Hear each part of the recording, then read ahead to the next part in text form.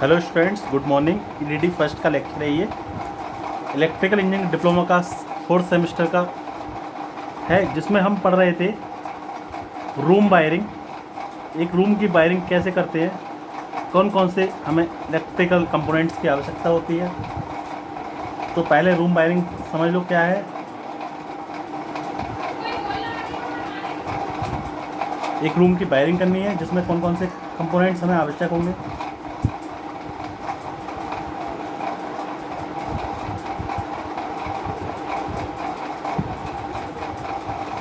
Room wiring के अंतर्गत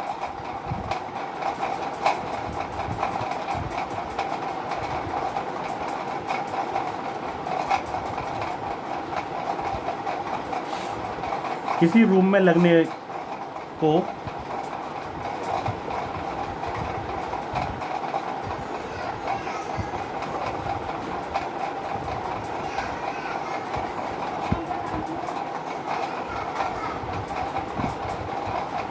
किसी रूम में लगने वाले पॉइंट्स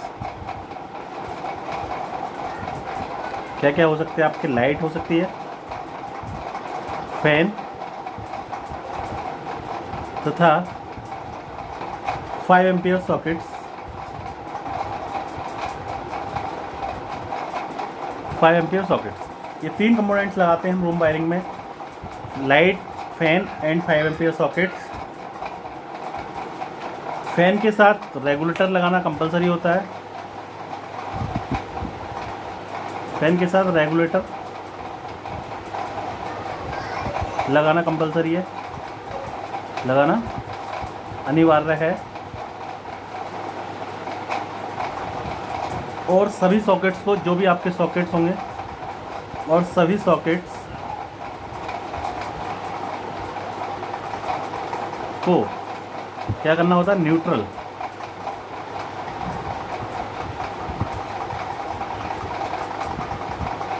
न्यूट्रल करना अनिवार्य है।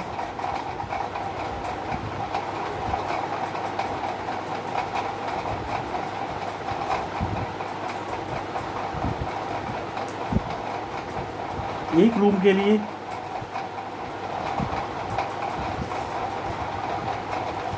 सभी न्यूट्रल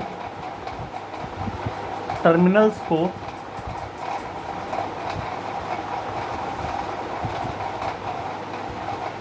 कॉमन रखते हैं, कॉमन रहते हैं। फेज वायर को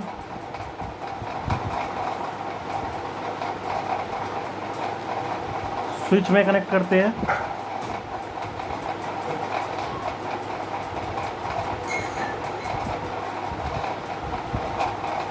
स्विच में कनेक्ट करके क्या करते हैं, उसके बाद इलेक्ट्रिकल डिवाइस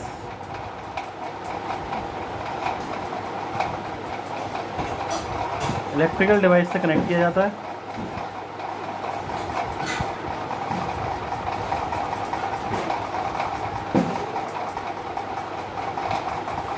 अब देखो कैसे रूम की वायरिंग करते हैं।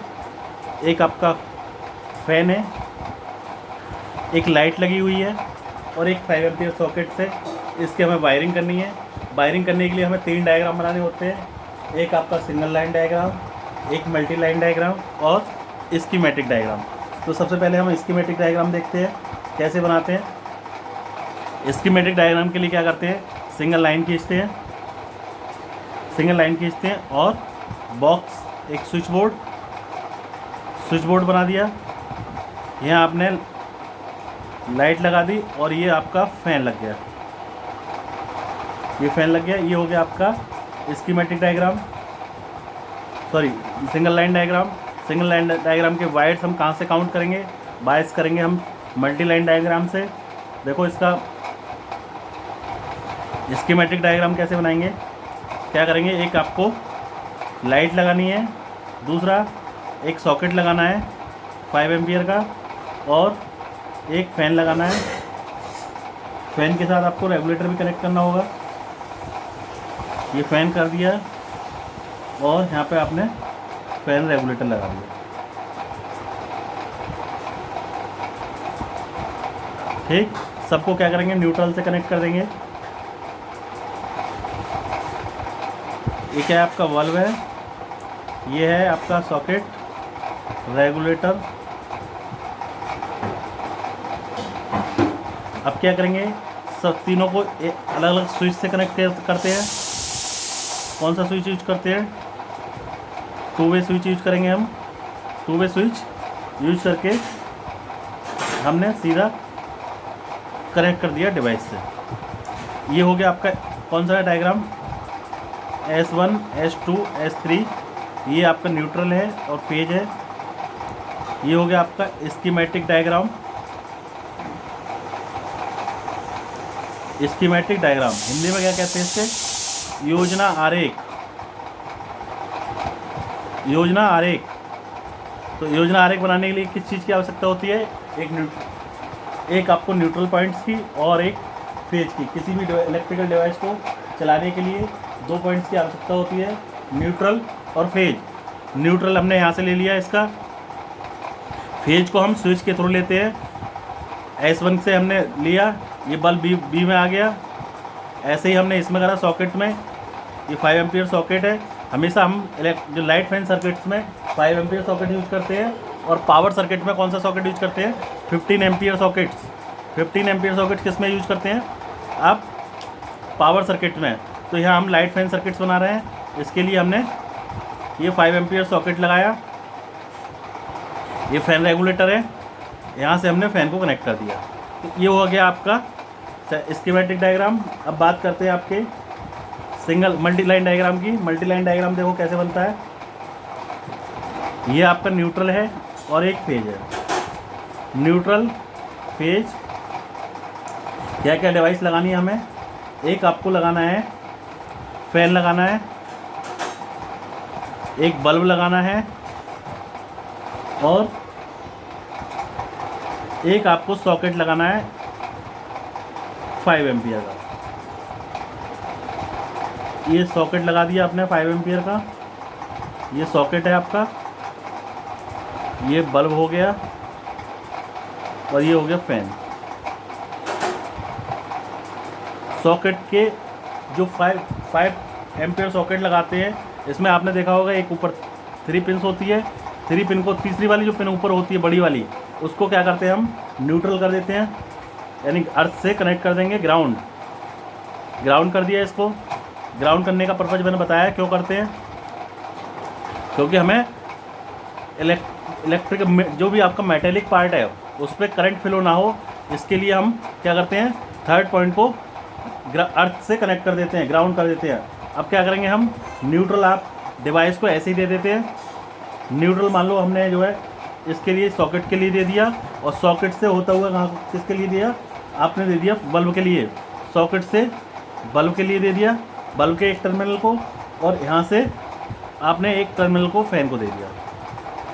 एक टर्मिनल्स को फैन को दे दिया। आपकी न्यूट्रल, आपकी जो है न्यूट्रल की वायरिंग हो गई है। न्यूट्रल को हमने कनेक्ट कर दिया है। न्यूट्रल कैसे कनेक्ट किया, पहले हमने सॉकेट से कनेक्ट किया। इसको कि न्यूट्रल को हम कॉमन रखते हैं, न्यूट्रल आपका कॉमन रहता है, सारे पॉइंट्स के लिए एक ही न्यूट्रल यूज़ करते हैं। तो न्यूट्रल को पहले सॉकेट से कनेक्ट किया, सॉकेट से फिर बल्ब से, और फिर फैन से हमने कनेक्ट कर दिया। अब बात करते हैं मेन जो दिक्कत आती है कनेक्ट करने में, वो फेज वायर को आती है। फेज वायर कैसे कनेक्ट करेंगे, पहले आप स्विच से कनेक्ट करेंगे, एक स्विच से S1 से कनेक्ट करेंगे, S1 से, फिर स्विच से कनेक्ट कर दिया, और इसका दूसरा टर्मिनल हमने सॉकेट के दूसरे पॉइंट से कनेक्ट कर दिया। दूसरे पॉइंट से कनेक्ट किया, फिर इसी स्विच से, इस वाले पॉइंट से दूसरे स्विच को हमने कनेक्ट किया S2 को, और क्या करा, इस वाले टर्मिनल्स को हमने बल्ब से कनेक्ट कर दिया, बल्ब से कनेक्ट कर दिया। ये आ गए। थर्ड पॉइंट को क्या करेंगे, आप बल्ब थर्ड वाले को, ये स्विच है S3 आपका, इसको क्या करेंगे, पहले आप क्या लगाओगे, रेगुलेटर यूज करोगे। पहले फैन के साथ क्या यूज करेंगे, रेगुलेटर से कनेक्ट करते हुए आप इस टर्मिनल्स को दे दोगे। ये हो गया multi line diagram. Multi line diagram, यानी कि हिंदी में क्या कहते हैं मल्टी लाइन डायग्राम को? बहु आरेख योजना या बहु आरेख चित्र। बहु आरेख चित्र, सिंगल लाइन डायग्राम क्या कहते हैं? एक रेखीय चित्र। इसको बहुरेखीय चित्र भी कह सकते हैं, बहु आरेख या बहुरेखीय चित्र, बहुरेखीय आरेख। अब देखो मल्टी लाइन में सप्लाई कैसे जाती है। देखो यहाँ से हमने न्यूट्रल दिया सॉकेट के लिए, और यहाँ से फेज से S1 पे जैसे ही आप S1 प्रेस करोगे तो क्या होगा, ये वाला टर्मिनल इससे कनेक्ट हो जाएगा और फेज यहाँ से होता हुआ स्विच सॉकेट में चला जाएगा, तो सॉकेट आपका वर्क करने लगेगा, सॉकेट में सप्लाई आ गई। ऐसे ही हम क्या करेंगे, S2 को प्रेस करेंगे, S2 को प्रेस करोगे तो क्या होगा, देखो यहाँ से फेज गया, आपका फेज बल्ब में चला गया और न्यूट्रल आपका यहाँ से मिल ही रहा है। किसी भी कंपोनेंट को जलाने के लिए किस चीज़ की आवश्यकता होती है? एक न्यूट्रल, एक फेज। आपका बल्ब को दोनों चीज़ें मिल गई और आपका बल्ब जल गया। इसी तरह से हम फैन के साथ करेंगे। फैन के साथ क्या करेंगे, ये S3 आप प्रेस करोगे, S3 प्रेस करने के बाद सप्लाई कहाँ जाएगी? फेज वायर की सप्लाई आपकी रेगुलेटर में जाएगी। ये रेगुलेटर है आपका, रेगुलेटर में जाएगी, फैन रेगुलेटर में जाएगी। रेगुलेटर से होते हुए कहाँ जाएगी? फैन के लिए। और न्यूट्रल आपका कॉमन है, फैन के लिए दोनों चीज़ें मिल गई। ये हो गई आपकी फैन आपका स्टार्ट हो गया। ये हो गई आपकी फैन की वायरिंग। अब बात ये तो हुई आपकी फैन रूम की वायरिंग करने के लिए। रूम की वायरिंग करने के लिए दोबारा देख लो एक बार। रूम की वायरिंग करने के लिए कौन कौन से पॉइंट्स की आवश्यकता होती है? एक लाइट की आवश्यकता होती है और फैन की, और third 5 ampere sockets. 5 ampere sockets क्या करते हैं हम, जो आपका 5 एम्पियर सॉकेट्स है उसको हम अर्थ से कनेक्ट करते हैं। क्या करना है, सॉकेट को अर्थ करना होता है या अर्थ से कनेक्ट करते हैं। एक रूम के लिए सभी न्यूट्रल टर्मिनल्स को कॉमन रखा जाता है। न्यूट्रल टर्मिनल आपके जितने भी हैं कॉमन रहेंगे। अब देख, जैसे ये हमने सिंगल लाइन डायग्राम बनाया, सिंगल लाइन डायग्राम में सॉकेट के न्यूट्रल टर्मिनल्स को देखो हमने कॉमन रखा है। यही टर्मिनल्स आपने वायर सॉकेट को दिया है, यहाँ से ही आपने बल्ब को दिया है और यहाँ से फैन के लिए दिया है। फेज वायर को क्या करेंगे, फेज वायर को अलग अलग देते हैं। फेज वायर सबके लिए अलग अलग होता है। फेज वायर को सबसे पहले हम स्विच से कनेक्ट करते हैं। स्विच से कनेक्ट किया, S1 से कनेक्ट किया और S1 से कनेक्ट करने के बाद दूसरा टर्मिनल जो होगा स्विच का, उसको हम सॉकेट से कनेक्ट करेंगे। ऐसा ही S2 के एक टर्मिनल को हम यहाँ से ही कनेक्ट कर देंगे बल्ब से, और दूसरे टर्मिनल को आप क्या करोगे, बल्ब से कनेक्ट करोगे। दूसरे टर्मिनल को क्या करोगे, बल्ब से कनेक्ट करोगे। ये यहाँ से ऐसे दूसरे टर्मिनल को क्या होगा, बल्ब से कनेक्ट किया जाएगा। ऐसे ही S3 के साथ करेंगे, S3 के साथ ऐसे करेंगे और रेगुलेटर को सप्लाई दे देंगे। ये हो गई आपकी multi line diagram. Single line, अब देखो इसका single line diagram number of wires कैसे काउंट करते हैं। देखो यहाँ पे कितने वायर हैं, फेज और न्यूट्रल के 2 वायर हैं, तो दो लाइन्स खींच दी। ठीक, अब देखो स्विच बोर्ड के पास कितने वायर हैं,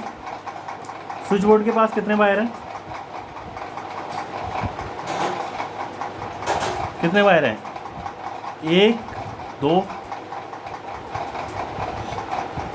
1 और 1 2 लाइन्स यहाँ पे खींच दी। ऐसे ही आप फैन के पास देखो कितने वायर हैं, 1 2 लाइन्स खींच दी। इसी तरह से आप सबका बनाओगे, सब स्विच बोर्ड S2 और S3। यहाँ पे बल्ब लगा दिया, फैन लगा दिया आपने और 5 एम्पियर सॉकेट लगा दिया। ठीक, 5 एम्पियर सॉकेट को कनेक्ट कर लो। इसी तरह से आपको वायर्स काउंट करके लिखने हैं, इसी तरह से आपको लिखने हैं। ठीक, अब बात करते हैं हम अलार्म सर्किट की। अलार्म सर्किट क्या होता है,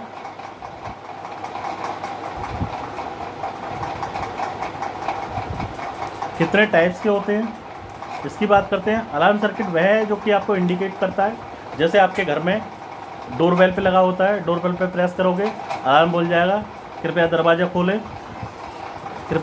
खोलें। ठीक है। तो इस तरह के कुछ अलार्म सर्किट्स होते हैं, उनको कैसे डिफाइन करेंगे, वो 3 टाइप्स के होते हैं। एक होता है आपका कंटिन्यूअस, दूसरा होता है आपका इंस्टेंटेनियस,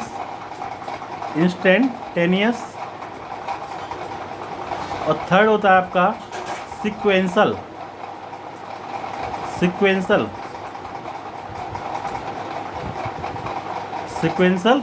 ये 3 अलार्म सर्किट्स होते हैं।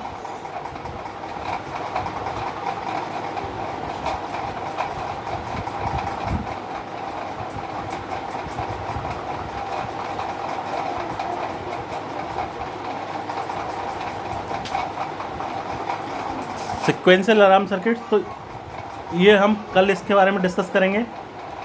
ठीक है, आज के लिए हमने रूम वायरिंग बताई है। रूम वायरिंग के नोट्स आपको प्रिपेयर करने हैं। जितने भी नोट्स हैं आप hand to hand notes prepare करते रहें। ऐसा ना हो कि सोचें कि बच्चे किस सर देंगे, सर नोट्स प्रोवाइड कराएंगे। मैं नोट्स प्रोवाइड कराऊंगा, लेकिन जो है आप खुद पढ़ते पढ़ते, वीडियो देखते देखते नोट्स बनाते चलें, उससे अलग पढ़ने में मज़ा आएगा। तो आज के लिए क्लास में यही रूम वायरिंग, कल हम अलार्म सर्किट्स पर बात करेंगे। Thank you class.